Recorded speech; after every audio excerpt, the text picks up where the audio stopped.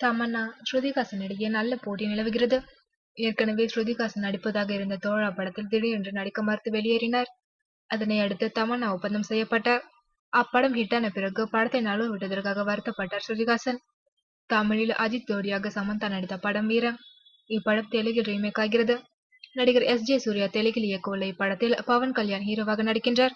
இதற்கான ஹீரோயின் தேர்வாகாமல் இருந்த நிலையில் தற்போது ஸ்ருதிஹாசன் தேர்வு செய்யப்பட்டுள்ளார். தெலுங்கில் பவன் கல்யாண் நடித்த சர்தார் கபர் சிங் எதிர்பார்த்த வெற்றியை பெறவில்லை. எனவே தமிழில் ஹிட்டான படத்தின் ரீமேக்கில் நடிக்க பவன் கல்யாண் முடிவு செய்திருந்தார். அதன்படியே வீரம் படத்தை அவர் தேர்வு செய்துள்ளார். ஏற்கனவே கபர் சிங் படத்தில் ஸ்ருதிஹாசன் ஜோடியாக நடித்திருந்த நிலையில் மீண்டும் அவரே புதிய படத்திலும் ஜோடியாக நடிக்க உள்ளாராம். இதில் படு கவர்ச்சி உடைகள் அணிந்து அவர் நடிக்க சம்மதம் தெரிவித்துள்ளாராம். முதலில் வேதாளம் ரீமேக்கில் தான் பவன் கல்யாண் நடிப்பதாக இருந்தார். வீரம் ரீமேக்கை முடித்துவிட்டு அவர் வேதாளம் ரீமேக்கில் நடிப்பார் என கூறப்படுகிறது.